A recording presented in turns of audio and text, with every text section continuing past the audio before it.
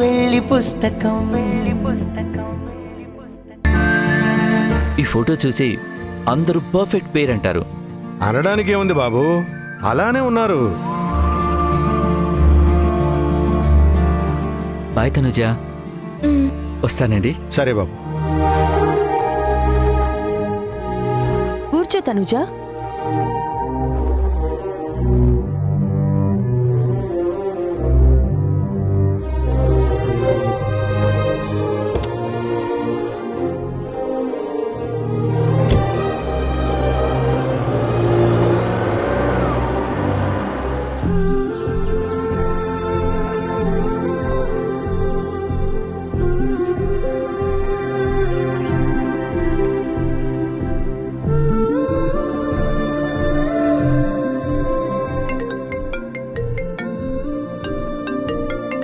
One minute.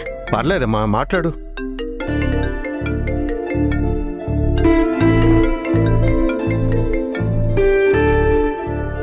Hello. Hi తను, బిజీగా ఉన్నావా? లేదు, చెప్పు చందు. మీ ఇంటికి ఎవరో గెస్ట్ వచ్చినట్టున్నారు. మీ రిలేటివా? కాదు. బాస్ చూడ్డానికి హీరోలా ఉన్నాడు.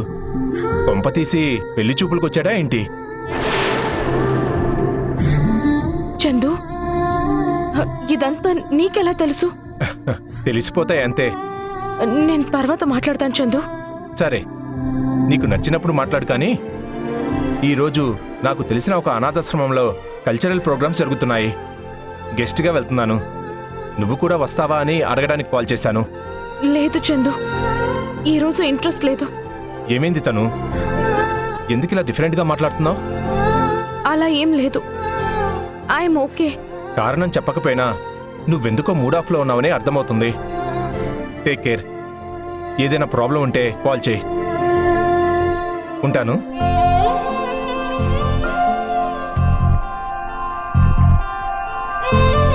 ఆల్రెడీ ప్రాబ్లంలోనే ఉన్నాను చందు, అయినా నీకు చెప్పలేకపోతున్నాను.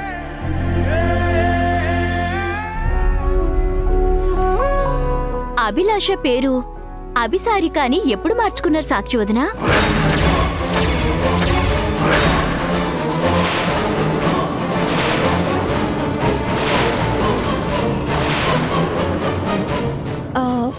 అభిలాష ఏంటి? నోర్మొయ్, ఇంకా నటిస్తావెందుకు?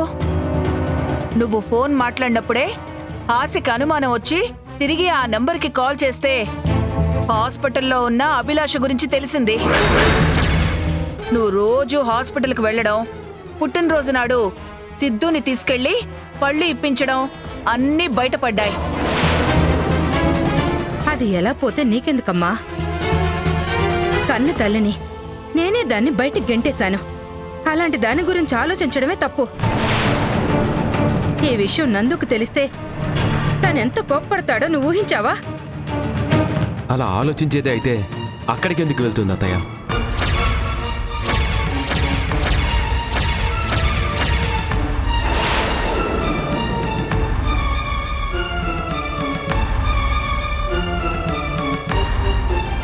అభిలాష గురించి నేనేం ఫీల్ అవుతున్నానో, ఆ పేరును తలుచుకోవడానికి కూడా ఎంత ఆలోచిస్తున్నానో తెలిసి కూడా నువ్వు దాంతో ఎందుకు మాట్లాడావు?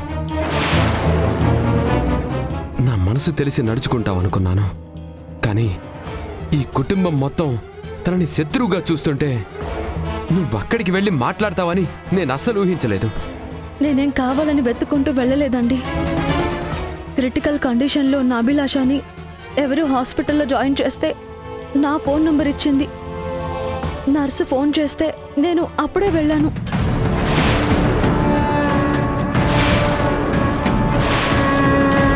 దిక్కులేని దానిలో పడుంటే సాటి మనిషిగా వెళ్ళానే తప్ప మన శత్రువుగా నేను చూడలేదు. దయచేసి నన్ను అర్థం చేసుకోండి. ఏం అర్థం చేసుకోవాలి? మానవత్వం అంటే ఏంటో తెలియని దాని గురించి నువ్వు ఆలోచించడం ముమ్మాటికి తప్పే. అమ్మా, మనం ఈ ఇంటికి వచ్చినప్పుడే మా అమ్మ పేరు కూడా మనం యూజ్ చేయకూడదని చెప్పాం కదా. మా అమ్మ అంటే కోపమని తెలుసు కూడా నా బర్త్డే రోజున ఫ్రూట్స్ ఎందుకు ఇప్పించావు? నిన్ను చూడాలని చెప్పింది, అందుకే నేను ఇప్పించాను సిద్ధు. ఆవిడ నన్ను చూడడం ఏంటమ్మా? నాకు ఇష్టం లేదని నీకు తెలుసు కదా. తెలిసే తప్పు చేసింది సిద్ధు. సిద్ధు పుట్టినరోజు నాడు ఆ పేరు కూడా తలుచుకోవటం ఇష్టం లేదని నీతోనే కదా మాట్లాడాను. అయినా సరే వెళ్ళావంటే నిన్నేమనాలి? ప్రతి విషయంలో నిజాయితీగా ఉండే నువ్వు ఇన్ని రోజులు దాని విషయంలో అబద్ధం చెప్పావా? పెళ్లినాడు ప్రమాణాలు లేకపోయినా ప్రేమతో నా మనసుని గెలుచుకున్న నువ్వు నాకిచ్చే గౌరవం ఇదేనా సాక్షి?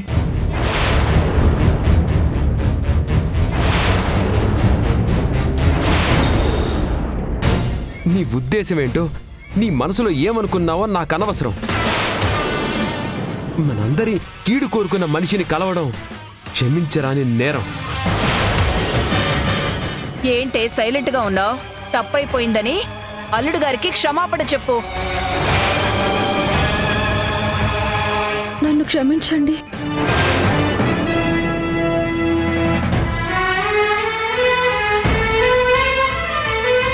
బాబు, ఏదో మంచితనం కొద్ది వెళ్ళింది.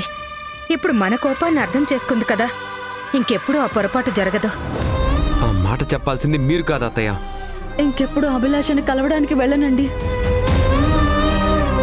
నన్ను క్షమించండి.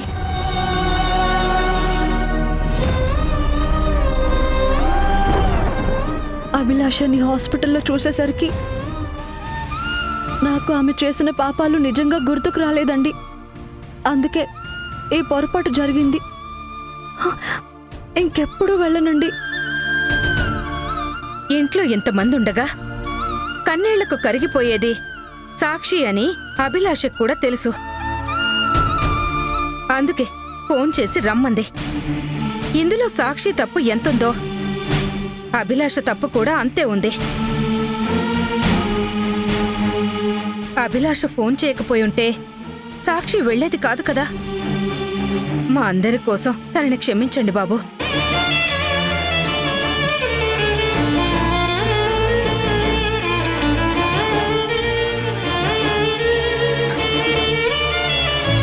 ఆ ముదనష్టపు దాని పేరు ప్రస్తావన వచ్చినందుకు ఇంట్లో ఎంత గొడవ అయిందో. ఇలాంటిదేదో జరుగుతుందని భయపడే దానికి దూరంగా ఉండడం మంచిదని చెప్పాను. పప్పా, మనమ్మే కదా, ఈ ఒక్కసారికి ఎక్స్క్యూజ్ చెయ్యి. చూడు సాక్షి, దాని నుండి ఫోన్ కాదు కదా, ఆ పేరు కూడా ఇంకెప్పుడు ఈ ఇంట్లో ఎత్తకూడదు. అలాగేనండి. అలాగే అని చెప్పడం కాదు, మాటివ్వు.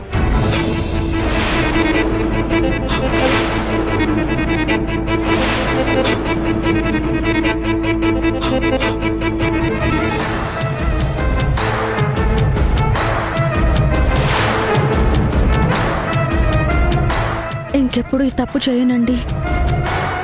మాటిస్తున్నాను.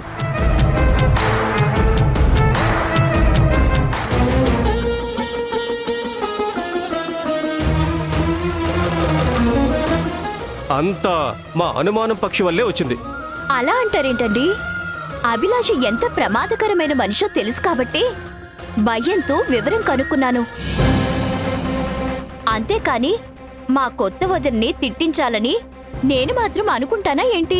కొత్త వదిన పాత వదిన కాదు, వదిన అని పిలు చాలు. నాకు సాక్షి మాత్రమే భార్య, ఇంకెవరూ లేరు, నా జీవితంలోకి రారు.